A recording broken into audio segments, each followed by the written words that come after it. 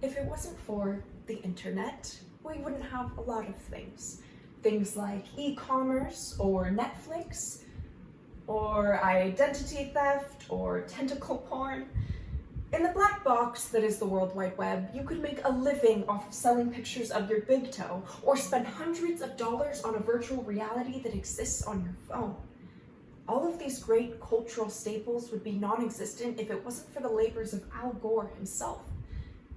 But let's exit the big picture for a second and talk about what the internet has done for me. This story begins at my conception. My parents commit an act that would bring me into this world, an act so forbidden that they refused to talk to me about it, even in my adult life. It's the kind of thing where they felt my innocence could be preserved only if I had no idea what sex was. In fact, it was implicitly reinforced that the sex scenes that we saw in movies were fiction.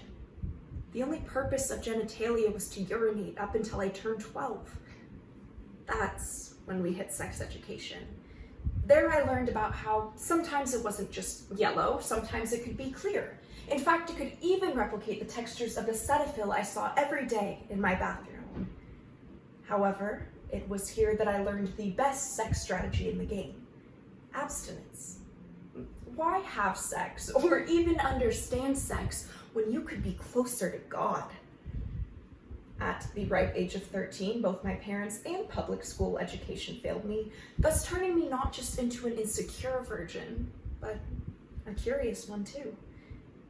I turned to the only constant in my life in order to escape this fate: the internet. The internet told me where the capital of Bolivia was and how many inches there are in a mile. Therefore, it had the authority to educate me on the intricacies of my body and desires. I can't deny the confusion that arose when there were hot and sexy singles in my area that wanted to meet me. What did they want from me? Why were they naked?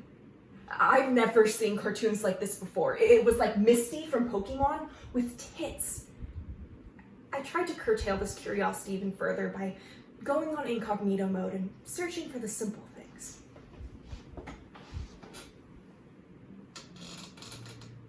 Google search boobs. Google search boy-girl kiss. Google search girl-girl kiss. Google search penis. Google search why does a penis look like that? Google search what is a vagina? Google search where is my vagina?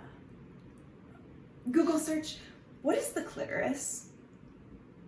Google search why is the clitoris? Honey, what are you doing? I'm doing homework, Mom. Google search orgasm. Google search where to find orgasm. Google search what does orgasm feel like? Google search how to squirt. The list goes on. At the end of the day, the internet has been there for me in more ways than one. Not all good, but without it, I would have never learned how to properly navigate my body and the bodies of the lucky few. So, if it wasn't for the internet, my life, it wouldn't be this sexy.